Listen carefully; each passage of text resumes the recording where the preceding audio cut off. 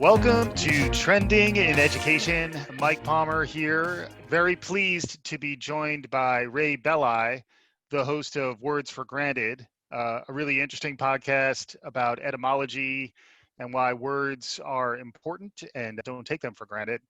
And Ray is also one of the founding members of Lyceum, which is an educational podcasting platform that we've talked about a few times on the show. Really excited to talk about etymology, entomology, philology, a bunch of different ologies, lots of stuff about words. Ray Belli, welcome to Trending in Education. Thanks, Mike. Thanks for having me. Yeah, and your show is an interesting one for someone who likes to learn when they listen. And I think a lot of people who listen to Trending in Education fall into that category. Can you talk a little bit for us about what Words for Granted is, how it came into being, and how it intersects with who you are and what you do? Sure. Okay, so a quick intro to Words for Granted for those listening who might not have heard the show before is generally each episode looks at the evolution of a single word over the course of history. And, on one hand, yes, that is what etymology is. But etymology to, most people it has this implication of, you have a root word, and then that root word is in this other word. So, and then these other words are connected and they're cognates. And then all that does is help you get a good score on your SAT. Right. But that is in no way why I'm interested in etymology. Like etymology for me offers an incredibly rich insight into how language changes. And first of all, that it can change. One of the most fascinating takeaways from learning about etymology is that we have the dictionary, and the dictionary is this imposing thing that we have in our culture. And at this point, all modern languages, or I should say all widely spoken modern languages, have dictionaries. And Right. when you look at a word in print and then there's a definition next to it, it appears as if there is this authority saying that this is what the word means, and it really does mean this thing.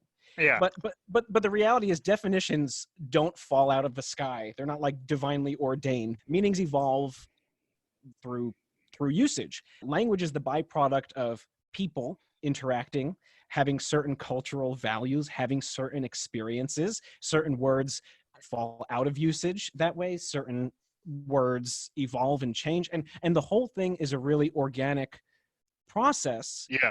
The phenomenon of language, that is, and particularly semantics, the study of meaning. Right. And it's fluid, right? Like the idea that language and etymology is moving in time. So what a word means now, even if it's a word that's been in the English language for thousands of years, what it means 2 or 3 years from now may be fundamentally different for all the reasons you were describing.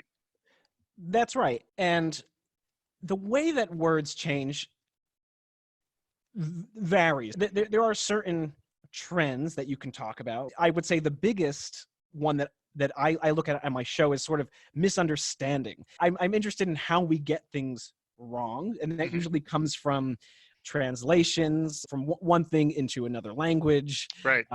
Or I'd love to hear more from you on that. You mentioned how frequently the language evolves through mistakes. Sometimes it's intentional. Someone is trying to push the meaning of a word in a different direction. Can you expand on that? Maybe give us a few examples of how the language evolves and changes? Sure. So just off the top of my head, one that comes to mind is the word demon, which now we think of a demon as some sort of evil supernatural entity, possibly in cahoots with the devil. Maybe a demon has like a pitchfork and is red and has a scary name. Might have been in the monster manual for those of us who played Dungeons and Dragons growing up. Very spooky. Yeah. Precisely. However, the evolution of demon is a perfect example of culture using a word to identify a concept, but then when the concept changes, the implications of that word also changes. So it comes from the Greek word daimon. Mhm. And originally it referred to any deity. And then it wound up referring to lesser deities. Mhm. And then Socrates, later on in the timeline of ancient Greece, used it to mean your personal inspiration. So the Mhm. sort of like your Jiminy Cricket, so to Yeah. speak. Yeah. And then, Plato had a totally different take on this idea. And then the word entered the Christian lexicon. Mm. And, without going into all the details, you have something that originally, I mean, at some point in the word's history, it meant conscience, Mhm. the Mhm. or your sort of the inspiration of your soul, Like and to, your spirit animal. Yeah. yeah, and then today it's like something that it's an evil spirit that possesses you, Yeah. um, Not to and of mention, course, not to mention, we're not really supposed to come up with our spirit animals, and I think that's a loss. That's a net loss. I think we could all use an old school understanding of our daemons. Like just try to figure out, are you a? For me, it might be a red panda because I like the playfulness. They seem intelligent and they're just kind of playful. So yeah, that might be my daemon, so to speak. And it's how would you spell the original daemon? so actually the word in this sort of older Greek, I mean, you could say mythological sense, actually Mhm. still exists. It's technically a variation of the word demon, but it's spelled Daemon, Right, I and thought so. Yep. and sometimes is pronounced daemon, so that Yes. to just distinguish these terms. But they ultimately are two variations, or variants is the more technically correct term. Two Yeah. variants of a single root that have come down to us with different meanings, and of course, demon, as we know it, is the more prevalent one in our lexicon and our culture. Yeah. That's interesting. Yeah, and your podcast frequently is exploring a word like that. How do you choose which words you want to cover as part of your show? So I usually break the show up into thematic mini series. That word demon was part of a very long series I did maybe 2 years ago on biblical etymology, Hmm. um, which is which was probably my favorite series that I ever did, mostly because there was so much textual analysis. And again, like I said, my favorite sort of thing is using words to see how concepts change and what we get wrong. Yeah. And I should just say this, that the Bible is just like such an incredible etymological treasure trove, Yeah. particularly the King James Bible, because Mm. there aren't many texts from the early 17th century that people still read, and Right. the King James Bible is one of them. It's technically it's written in modern English, early modern English, but so much of the language that we use today is different from the way it was used then. And when you see these words in the King James Bible, particularly demon, Yep. I mean, even the word church, the word meat is a great example. The word meat appears in the King James version, and it typically is used to mean food in a general sense, or sustenance. So you have these passages where Jesus is talking about, I'm going to butcher the quote, but something about the meat of the spiritual meat, I think is something that Yeah. Jesus says, which sounds Yeah. very funny to us. Yeah. Well, it's funny that you butchered the spiritual meat there too. So good job by you. And as you were talking about the King James Bible, it's probably the most widely circulated earlier version of English that is out there. Yeah, hands down. Other than, Yeah. I mean, along there with Shakespeare, but Yes. more people are invested in the Bible than they are in Shakespeare, which is what makes the study of the King James Bible and its etymology and its use of language just so fascinating to me, Hmm. because you have a text that people are really invested in because it's a Hmm. religious text. Right. And I'm in no way a religious scholar, but you can't deny the ways that language changes, and that the meanings of words change over time. So Hmm. to read an older religious text literally, I mean, you're missing something. I mean, Yeah. you can sort of, you have to do a translation in your own language, which is Right. fascinating because I Hmm. mean, it is written in English. You see the word meat, and we know what meat means to us, but Right. the word meat experienced something called semantic narrowing, Hmm. where it Yes. used to be broader. It used to mean all foods Right. generally, Right. and now it just means animal flesh. So, Right. I mean, does an understanding of exactly what the translators of the King James Bible meant when they write something akin to spiritual flesh? I keep using that Yeah. example, but Yeah. uh, that's not the exact quote. Just to be clear, it's Yeah. something like that. Right. Right. Um, But it's making me um, think also, in addition to the power of religious texts, that the counterpoint of Shakespeare is also interesting in terms of the whole concept of poetic license and the sort of fluidity that exists with the language, particularly pre Gutenberg, but even afterwards. In some ways, Shakespeare was fortunate to be in the era that he was, where you could get the mass distribution through the printed word that didn't really exist prior. But a lot of what Shakespeare was doing was more in line with the oral tradition, and was in some ways less tethered to the rigidity of the text and textual analysis. Can you expand on that a little bit? Here's what I'm getting from that. The thing that makes Shakespeare, and not just Shakespeare, but basically all English text, whether it's Old English, Middle English, or early modern English, basically before the late 17th, early 18th century, when standardized spelling really became fixed and rigid, Hmm. you had all of these variant spellings that reflected the way people spoke. So this is a tremendous rabbit hole to go down, but there's that old anecdote where Shakespeare didn't know how to spell his own name, which is not exactly true. There were no fixed spelling rules back then, so if ERE or EAR could imply the same Hmm. sounds, you had free license to use whichever one you preferred, really. Right, right, right. So the Um, double entendres, the puns, the semantical playfulness that was inherent in Shakespeare, and really just that form of theatrical performance was being solidified into the written word. And then the analysis, I just think that's an interesting interplay, where you were talking about Socrates earlier as well. Like, it's not like he was writing those things down. Same thing with the right. St. James Bible. How was that actually generated? Who wrote which aspects of it, and how much of it was a translation of the oral tradition to print?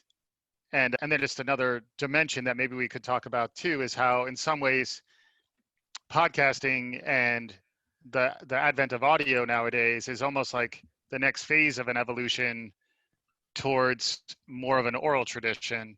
I realize that's a bit of a leap, so feel free to stay in the etymology lane if you prefer. But I've been really No, no. fascinated by how much we almost seem to be moving away from rigid textual sources of truth, and there's more interest in the intimacy and the humanity of the human voice.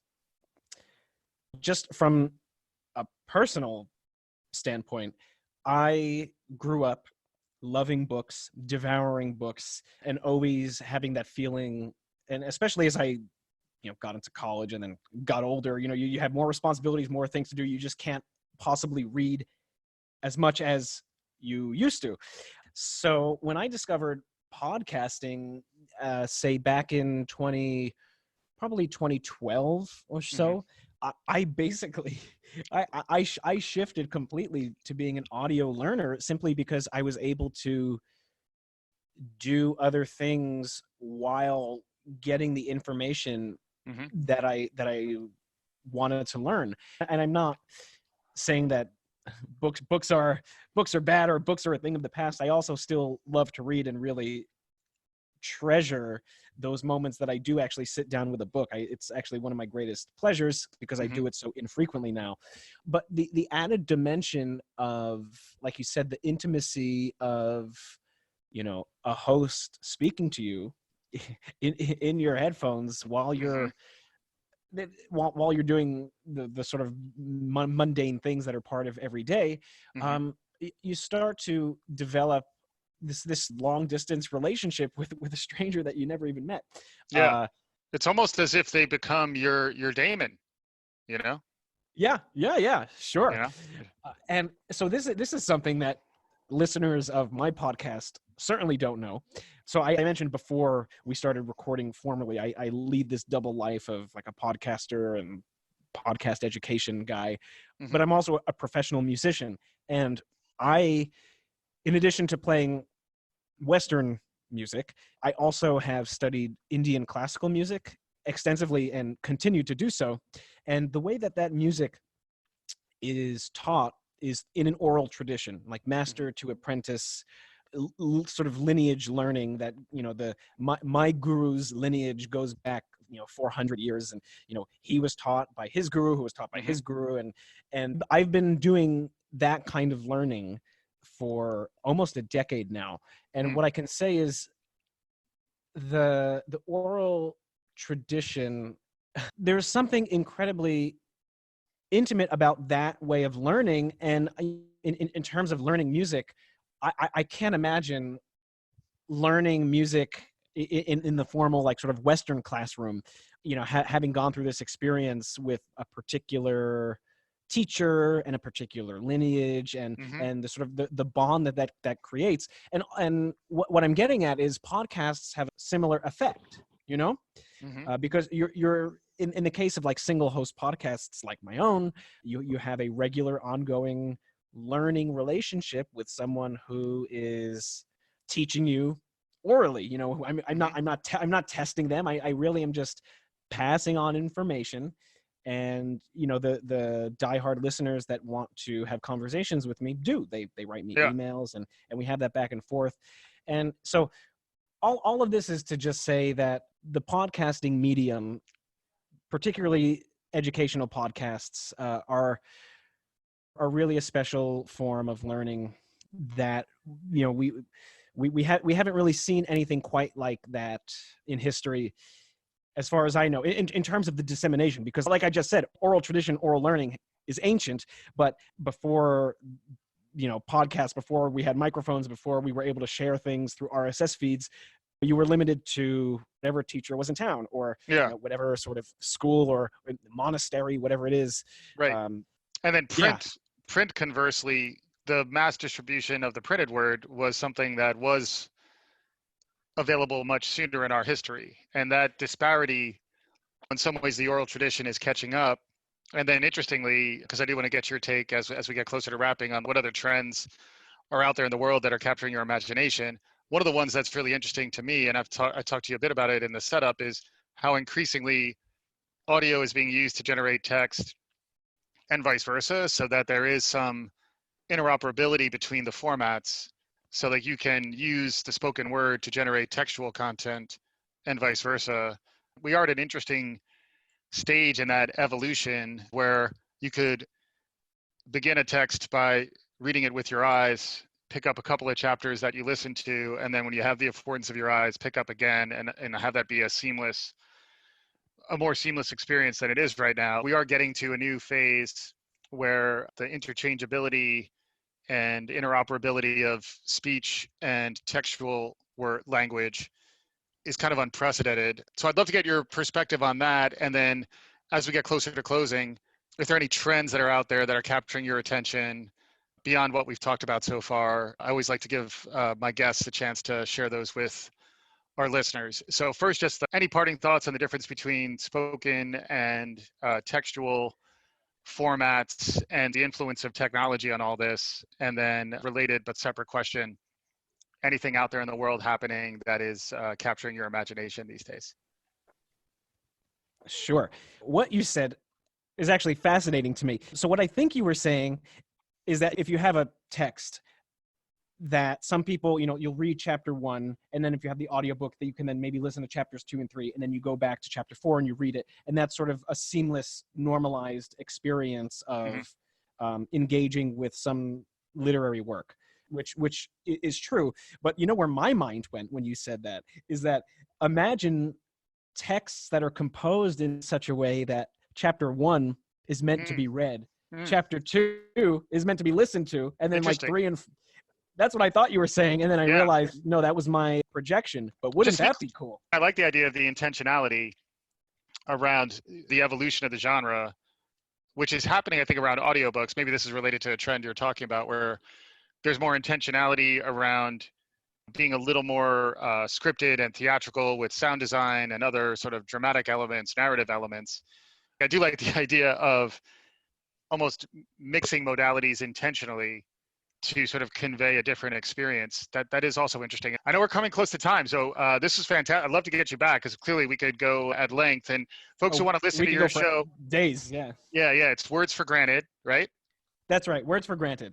Yeah, and Ray Belli, Ray Belli, Ray Belli, yes. Belli. It's like a rebus. But any concluding thoughts? Because very much appreciate your time, and also you've been a great representative for Lyceum as we've been getting on board there, which has been awesome. I would recommend that to our listeners. But any concluding thoughts? Oh gosh, no, I'm not sure I can comment on any trends that are capturing my imagination right now without thinking about it. But I will say Yeah. one last thing about our perspective on language, given that audio is now generating text. So Mhm. there's been I'll try to say this as quickly as possible. Historically, there's been a divide between the way language is written and the way language is spoken. The Mhm. spoken language being much more informal and natural, and the written language being much more composed, formalized, and agenda driven. Mhm. And now that we have the inverse happening, we have audio generating text that we can read. Mhm. For linguists that are studying spoken language, this is an incredible Mm. an incredible evolutionary breakthrough, technological breakthrough, Yes. that for linguists studying spoken language, it's really amazing. And I think for people who are like language pedants, The uh, aficionados, even. Yes. yeah, language aficionados, there tends to be some sort of abstract ideal that they cling to Mhm. that's really disembodied from actual speech. Mm. So yeah, that's my closing thought for now. Super interesting. Would love to continue the conversation. Ray Belli from Words for Granted and Lyceum is something also worth checking out. Thanks again for your time, Ray. Really fascinating conversation. No problem, Mike. I hope we do it again soon. And for our listeners, we'll be back again soon on Trending in Education.